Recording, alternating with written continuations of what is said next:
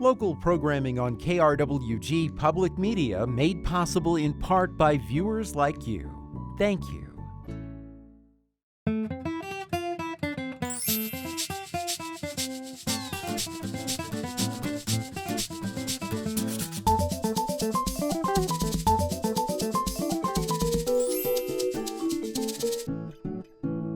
Hello and welcome to Fronteras, a Changing America. I'm Anthony Morneau.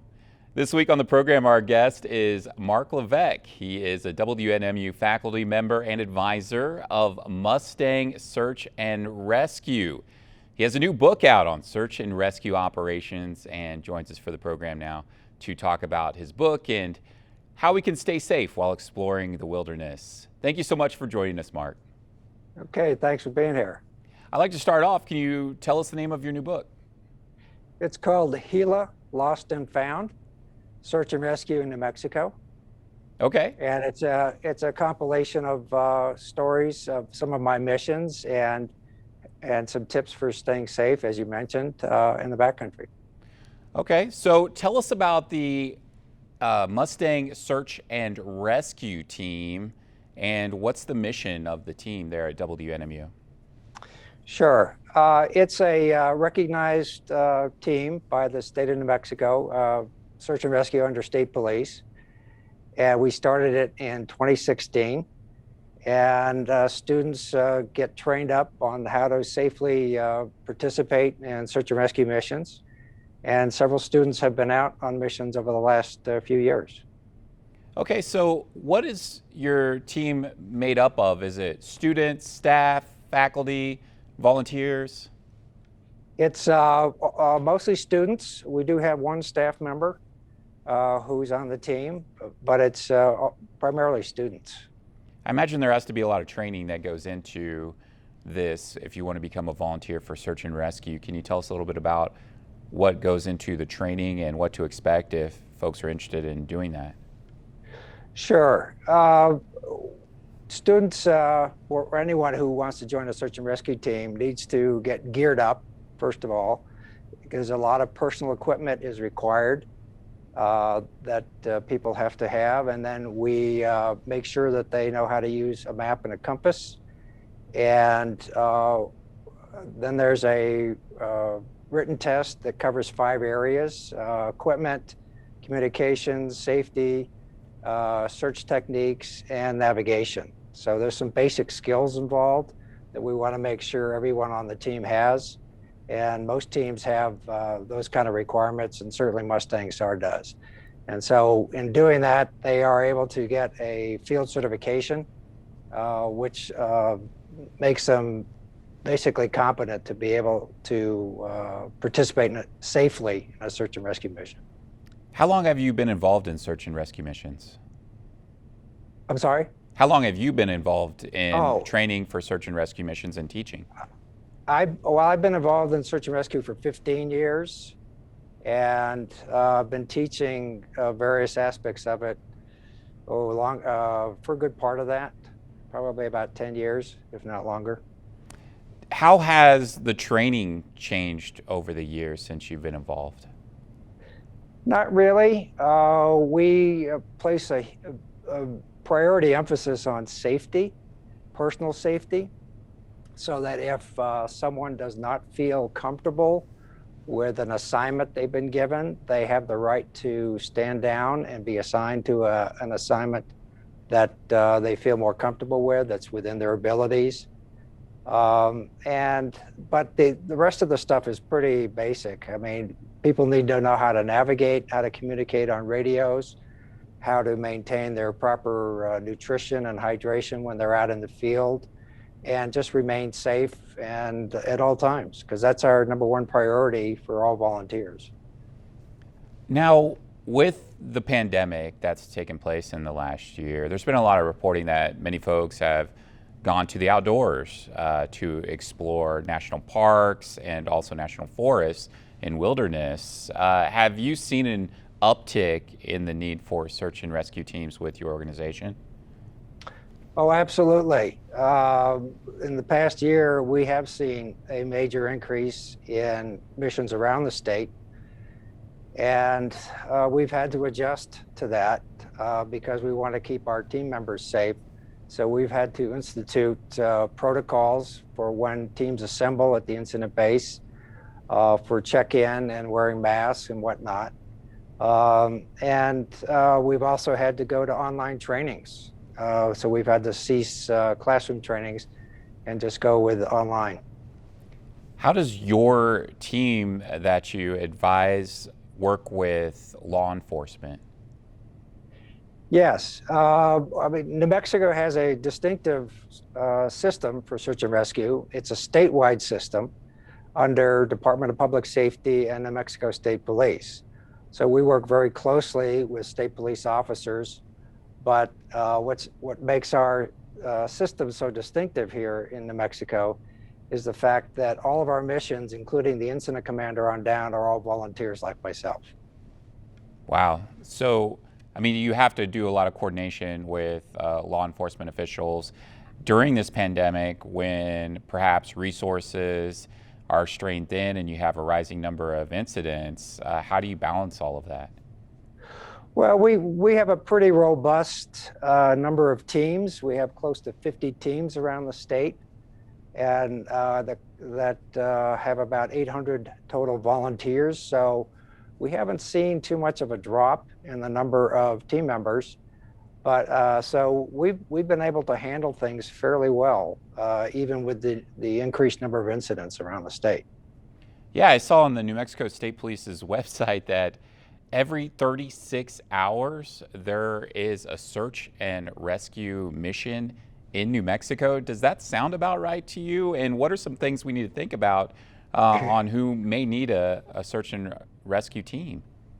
Yeah, that's an interesting number. I hadn't heard that one before, but we do have frequently, and just in the past week, we've had 4 missions. So, you know,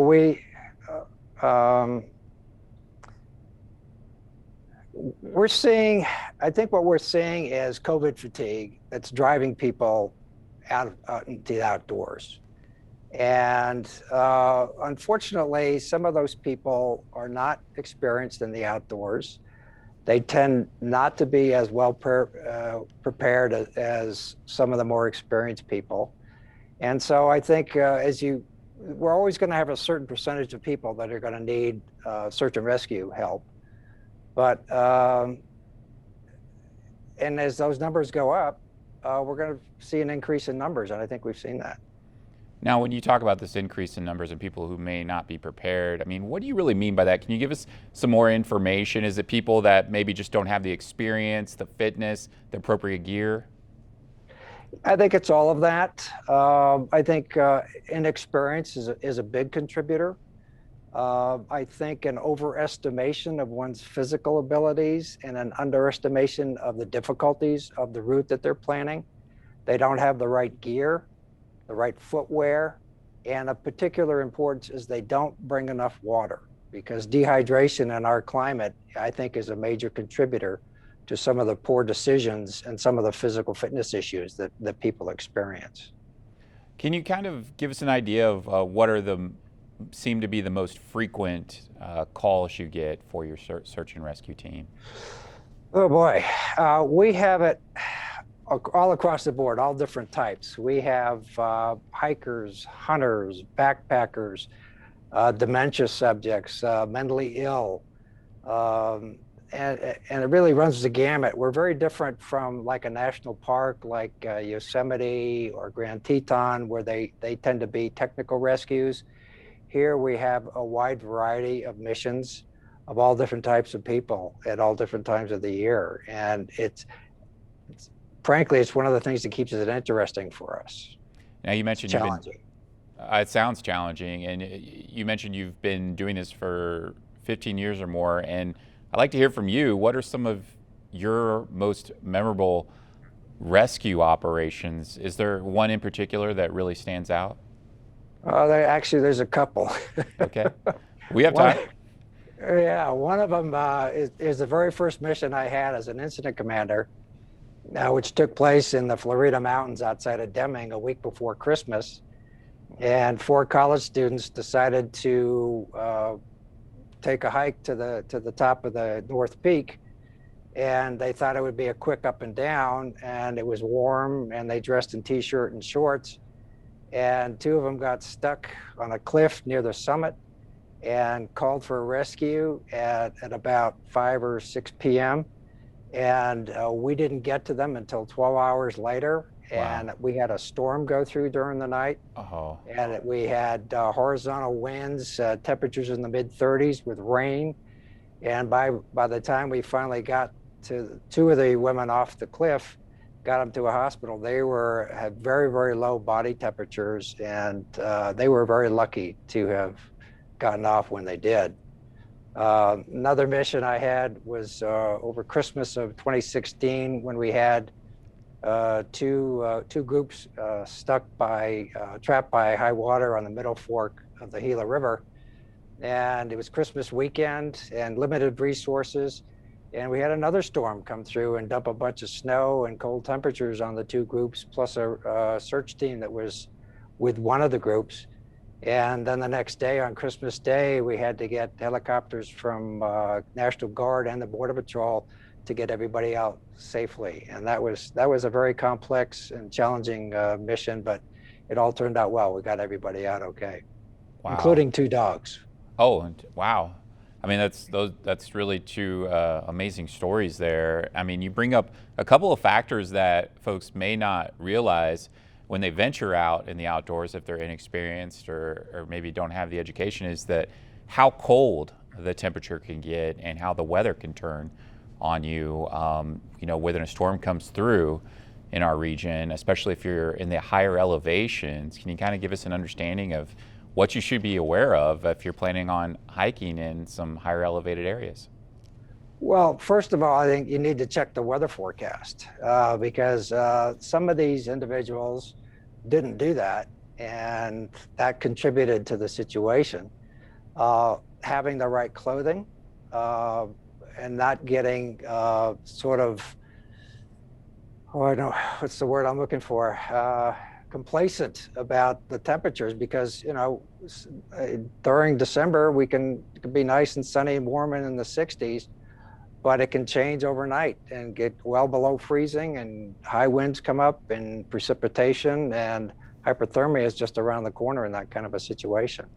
So understanding the situation that you're going into and being well prepared with clothing and footwear and food and water is certainly a big part of it, but checking the weather and not going out when bad weather is predicted is a good idea. Yeah, I mean, you mentioned also high water incidents and just how fast water can rise here in the desert. Some folks might not be aware of that, but we see that quite often with flash flooding in certain areas, don't we? Absolutely, and in particular, we see that on the west and middle forks of the Gila River up in the Gila Wilderness, because that area was the watershed for those two river forks was denuded by the largest wildland fire in state's history back in 2012, the Whitewater Baldy Complex, and it triggered a number of flooding incidents in the years that followed that, and that led to several missions that we had up there. In one span, back in 2013, I had three missions in 4 days up on the west and middle forks because of that. So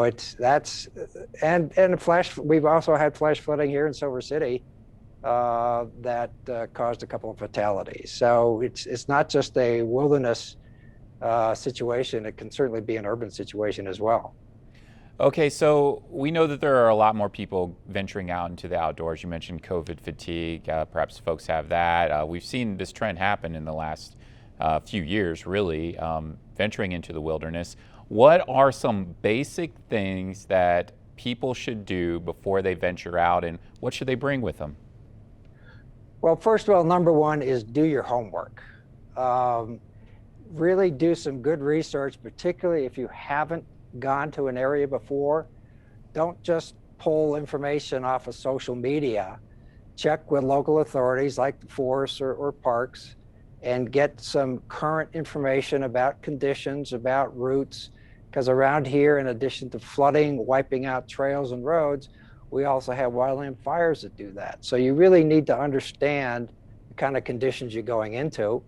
You also need to understand how difficult the route might be and make sure that you're physically capable for it. We've seen that a number of times where people have just been thoroughly exhausted because they thought the route was going to be a lot easier than their physical ability would allow them to do. So do your homework, make sure you're well prepared, physically fit, make sure you have adequate food and water and gear, and make sure you tell somebody where you are going and when you expect to be back, because it's amazing how many times we'll get a call for a rescue and the person doesn't have a clue where this person might be, the missing person might be. And that's a very challenging situation for us. So leaving an itinerary behind with somebody reliable is another important piece. Now, there's been some apps available in recent years with smartphone technology and GPS to kind of track where you're at in the wilderness or on a trail somewhere.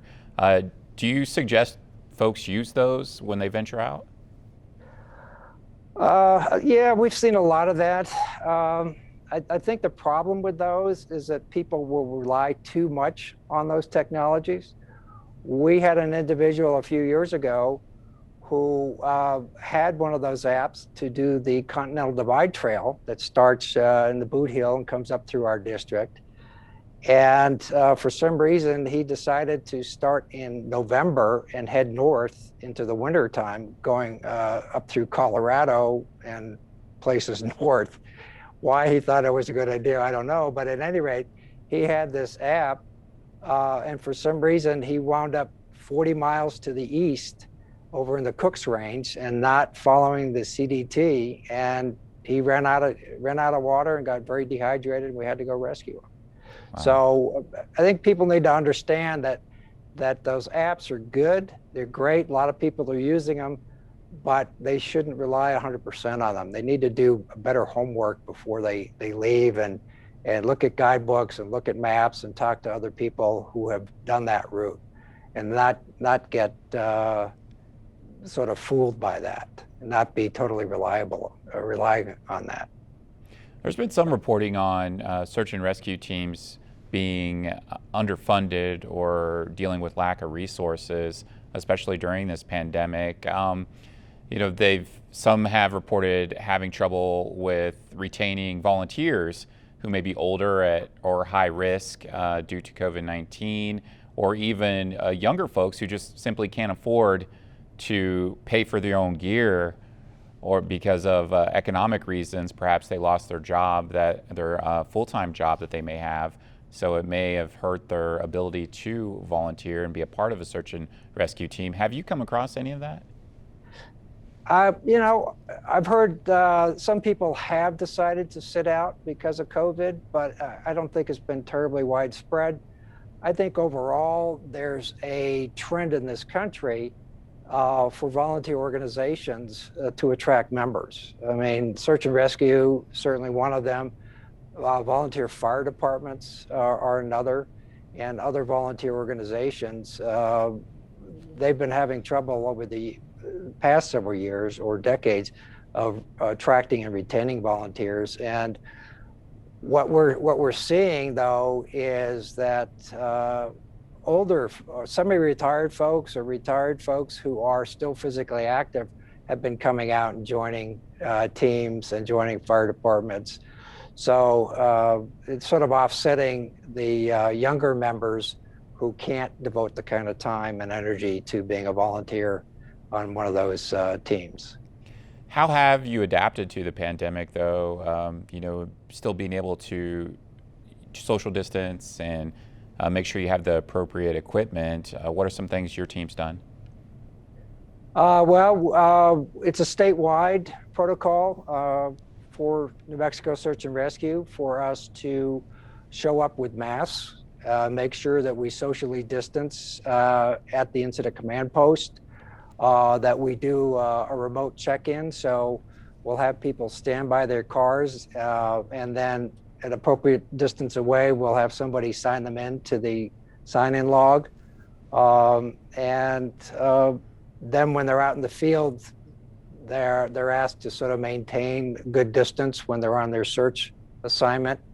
And so that's basically what we've done on missions. And then, as I mentioned earlier, we've also gone to online training. So we haven't had any classroom trainings, but we've been able to keep those trainings up. And if we do field trainings, then we're still following the same COVID protocols of social distancing and masks and whatnot. So what are some of the things that you think New Mexico can do to make sure that search and rescue teams are fully equipped and have the resources that they need? Well, virtually all of the search and rescue teams in the state are nonprofits. So they depend upon donations and grants and member dues for funding.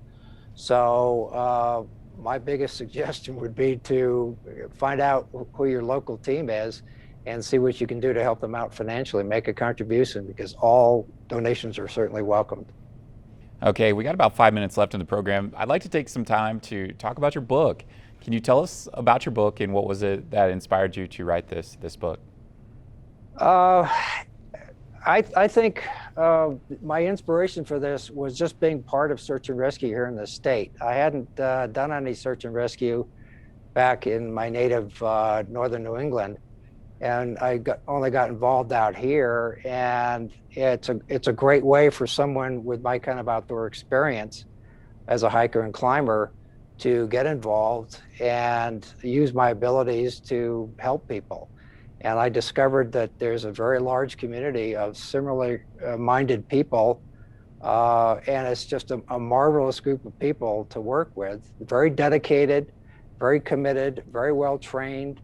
And I've had some experiences which have really touched me, including being part of a team that actually saved a woman's life that got me going and moving up the management chain so that I could start running missions in addition to still going into the field. But it's just the overall experience. It's been a very personally satisfying experience for me. And I think no one has ever written a book about, to my knowledge, about search and rescue in New Mexico. And I felt somebody needed to do it. And I've done a bit of writing from time to time. So I think that was my main motivation for it. Just a great group of people, and they really needed to be highlighted. Yeah, well, obviously, search and rescue teams are needed as we see more people explore the outdoors and venture out. So what are some things that we can do to kind of keep mindful of what's going on, especially as we head into this fire season? Yeah, there's some great websites to keep people informed about where wildland fires are happening. And that's a really important thing, to avoid those areas, and also to learn where areas have already been burned over, because some of the trails have been destroyed by those fires. And we've seen a number of cases where people have gotten lost because the trail was obliterated by a fire. And so just paying attention to what's going on and being prepared and changing your itinerary if it's warranted.